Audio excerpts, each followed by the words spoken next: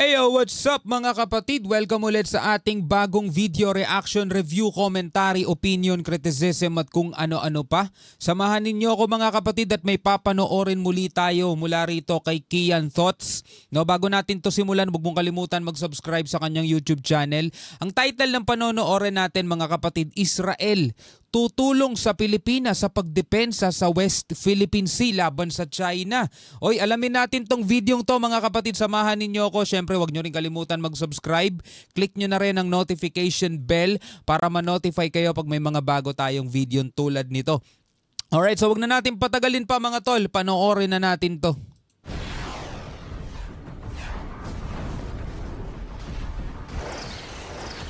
Alam niyo mga tol, isa sa mga bagay na dapat magkaroon din ng Pilipinas, no?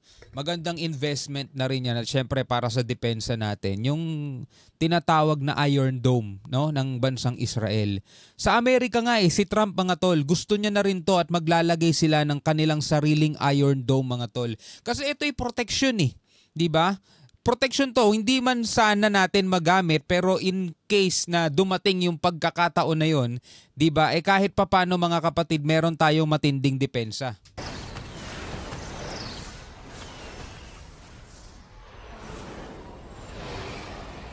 Yan, interceptor yan Mga kabayan, breaking news. China rumesback sa Amerika. Estados Unidos sisiguruhin daw na gagawing impyerno ang bansang China. Hukbong pangdagat at mga eroplanong mandirigma ng Australia, Japan at Amerika sumugod na sa West Philippine Sea para suportahan ang Pilipinas laban sa mga aksyon ng bansang China. Alyansa at pagpapalakas sa mga kakayahang pangdepensa ng Pilipinas at New Zealand niluluto na. Panibagong pangmalakasang armas mula sa Israel na Spider missile system planong ipadala sa Pilipinas. Dito talaga makikita mo kung gaano karami ang nagmamahal at sumusuporta sa kapayapaan. Hindi sa Pilipinas doon sa isinusulong mismo ng Pilipinas na kapayapaan mga tol. Kasi ang kailangan lang naman talaga ay sumunod sa batas. Kapag hindi sumusunod sa batas mga tol, malabo ang kapayapaan doon kasi yung batas nga ang nagbibigay ng daan para magkaroon ng kapayapaan sa pamamagitan ng mga batas na yan mga tol, maiiwasan natin yung mga sigalot. Pero kapag ang isang bansa katulad na lamang ng China ay walang iniisip kundi ang sarili lang nila at wala silang pakialam sa karapatan ng iba, doon nagkakaroon mga kapatid ng mga kaguluhan na katulad nito. Diba? Tuloy natin. At ito pa mga kabayan, Marcoleta, sinabing imahinasyon lamang ng mga Pilipino ang West Philippine Sea. Impeachment naman o pagpapatalsik sa pwesto kay Vice President Sara Duterte, kasado na sa Philippine Congress. Pero dito mga kapatid, may video tayong papanoorin mamaya, no?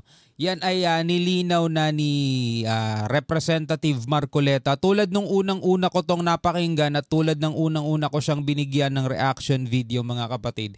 Wala naman siyang nabanggit doon na pumapabor sa China o wala naman siyang nabanggit doon na parang pagkampi sa China. Kasi nabanggit niya naman talaga doon sa video kahit paulit-ulit ninyong balikan yung habang nagsasalita siya rito sa Kongreso doon sa hearing. May nabanggit siyang maritime issue at may nabanggit siyang EEZ. No, ang problema lang kasi mga kapatid, yun doon sa name o doon sa pangalan na West Philippine Sea mga kapatid, no. Hindi naging malinaw at masyado siyang naging technical doon, kaya talaga umani ng batikos mga kapatid. At ngayon nga may bago siyang interview. Bibigyan natin yun ng reaction later, siguro sa susunod na video na lang at pag-usapan natin yun, no. Tuloy na natin to. Ako po si Royzen, welcome sa Kian Thoughts. Kung hilig mo ang mga ganitong videos, mag-like at mag-subscribe para lagi kang updated sa mga susunod na upload. Yeah. Mga kabayan, may panibagong pangmalakasang armas na naman ang pinaplanong i-acquire ng Pilipinas mula sa bansang Israel. Hoy. Ito na nga ang Spider SR or ER Surface-to-Air Missile System. Ano yan? Spider Air Defense Missile System to protect key military installations. Uy, maganda yan. Ito na nga ang Spider SR or ER Surface-to-Air Missile System at pinaplano itong ilagay ng Pilipinas bilang shore-based air defense system bilang paghahanda dahil sa patuloy pa rin na pagtaas ng tensyon sa pagitan ng China at ng ating bansa. Ang planong ito ay bilang alignment na rin ng Philippine Air Force sa hawak-hawak nating Spider MR system at bilang palangga na rin sa mga threat sa Coastal Defense Regiment na BrahMos anti-ship missile.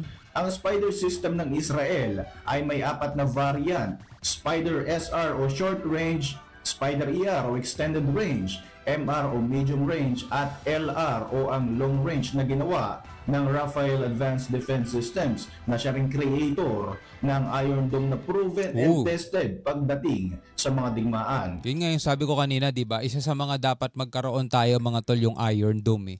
No, hindi man natin sana magamit kasi syempre magagamit mo lang yun. Ibig sabihin nun, may nagpapaulan na ng missile sa atin, no? Pag ginagamit na natin yung Iron Dome mga tol. Pero mahalaga pa rin meron tayong ganun. Investment ngayon eh. Sa pamamagitan ng mga defense systems nito mga kabayan, kaya nitong i-intercept ang mga threat kagaya ng aircraft, helicopters, unmanned aerial vehicles, guided munitions at maging mga missiles ng kalaban. Sa mga nakalipas na mga taon, bumili ang Pilipinas ng medium range system at inilagay nga ito sa Basa Air Base sa Pampanga. Samantala, inanunsyo ng People's Republic of China ang kanilang pag-resback o paghihiganti laban sa Estados Unidos matapos nga nitong patawan ng 10% na taripa ang lahat ng mga Chinese goods o produkto na papasok sa Amerika. Simula February 10, 2025, iba talaga pag makapangyarihan kang bansa no? Kayang-kaya mo talagang pumalag eh. Papatawan na rin ng dagdag na 15% na taripa ng China ang ilang mga imported goods na magmumula sa US, partikular na ang coal and liquefied natural gas products, habang dagdag na 10% naman sa mga crude oil, agricultural machinery, large displacement vehicles at maging sa mga pickup trucks. Ikinukonsidera pa nga ng China na magaan pa raw ang kanilang paghihiganti laban sa Amerika dahil ilang produkto lamang ang kanilang ininamay, hindi kagaya ng US na lahat ng Chinese goods ay may karagdagang ipinataw na taripa na talaga namang ikinagalit nga ng PRC. So dito talaga masusukat yung kakayanan ni Trump mga tol kung gaano siya kahusay. No? Kasi ito yung sinasabi niya, no? I will speak to him at the appropriate time. I'm in no rush, sabi niya gano'n. Talagang ipinataw na taripa na talaga namang ikinagalit nga ng PRC. Hindi naman nababahala si US President Donald Trump sa hakbang na ito na ginawa ng China, bagkus ay sinabi pa nga nito na sinamantala raw ni Xi Jinping ang nakarang administrasyon at nagkaroon ng $1 trillion in deficit ang Amerika dahil sa China sa nakalipas na mga taon. Kaugnay nga nito mga kabayan, binatikos ni Commodore J. Tariela, tagapagsalita ng Philippine Coast Guard in West Philippines. Dito mga kapatid, sa susunod na video panonoorin natin, rumesback, no? Si Kong Marcoleta naman kay Commodore J. Tariela, which is, alam nyo mga tol, no? Ito yung isang bagay na hindi natin dapat nakikita. Dapat kasi mga tol, magkakakampi tayong lahat eh sa usapin ng West Philippine Sea mga kapatid. Pero pag ang Congressman, Commodore J. Tariela o PCG mga tol nagbabangayan, kung sino man sa mga nasa gobyerno natin na nagbabangayan at nagtatalo-talo, hindi lumalakas yung natin yung puwersa natin o yung natin. Humihina tayo sa paningin ng China. Kasi tayo mismo mga tol nagsisiraan o kaya nagbabangayan Philippine Sea, si Sagip Party List Representative Rodante Marcoleta dahil sa naging pahayag nito tungkol sa WPS. Sa pagdinig ng House Tri-Committee sa paglaganap nga raw ng fake news, sinabi ni Marcoleta na walang West Philippine Sea sa mga opisyal na mapa ng Pilipinas at gawa-gawa o imahinasyon lamang daw nating mga Pilipino ang tawag na ito sa South China Sea. Ayon kay Tariela, isang uri ng kasiraan sa serbisyo at kahihiyan di umano sa kanyang organisasyon at sa pamilya ang sinumang magsasabi na mabigat din yung mga pahayag ni Commodore J. Tariela. Isip lamang ng ating gobyerno ang West Philippine Sea. Tumutukoy ang WPS sa bahagi ng South China Sea na nasasakupan ng 200 nautical miles exclusive economic zone ng Pilipinas. Taong 2012 mga kabayan ay opisyal na ginamit ng ating pamahalaan ang terminong West Philippine Sea sa ilalim ng isang administrative order na nilagdaan ni dating Pangulong Noynoy Aquino at pinagtitibay nga nito ang ating claim sa mga teritoryong nasasakupan ng ating bansa.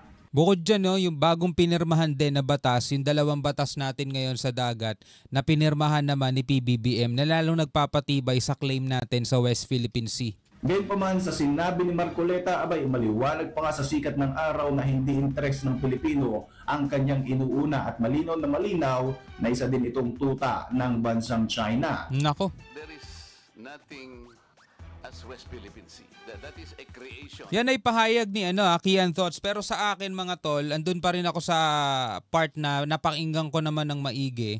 At hindi ko naman din masasabing may pagkatuta ng China kasi ang may binanggit kasi siyang EEZ. No? Hindi naman sa pagiging mga tol na, pero pwede nyong balikan yung video niya at unawain nyo na lang din maigi kung meron ba siyang binabanggit na wala tayong EEZ. Sa China lahat yan. Walang West Philippine Sea, walang EEZ. Pag yun ang binanggit niya mga kapatid, tuta nga talaga siya ng China. Pero ang binanggit niya lang naman dun sa video is yung pangalang West Philippine Sea. No, yun ang iginigiit niya, yung pangalang West Philippine Sea. Pero EEZ, meron tayo yun dahil yun ay defined by UNCLOS, hindi maikakaila yun. Pero yung pangalang West Philippine Sea, doon din siya nagkamali dahil hindi naging malinaw yung pagpapaliwanag niya yung time na yun. Kaya umani siya ng batikos talaga. By us. Sa totoo lang po, kahit nabasahin mo yung ating mapa, there is no West Philippine Sea.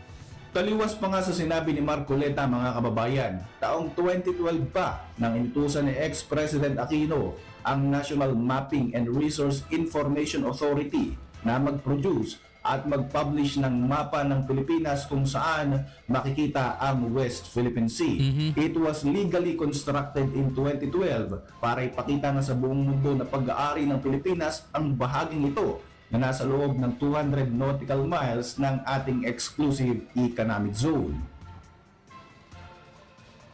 Naglunsad naman ang mga barko at eroplanong mandirigma ang Pilipinas, Australia, Japan at Amerika patungo sa exclusive economic zone ng ating bansa sa bahagi ng West Philippine Sea para ipakita ng ating mga kaalyado ang kanilang pagsuporta sa Maynila dahil pa rin sa mga harassment and provocative actions ng bansang China at sa kagustuhan nga ng mga bansang ito na palakasin ang regional and international cooperation para sa ligtas at bukas na Indo-Pacific. May warship dyan ng China pero wala silang nagawa.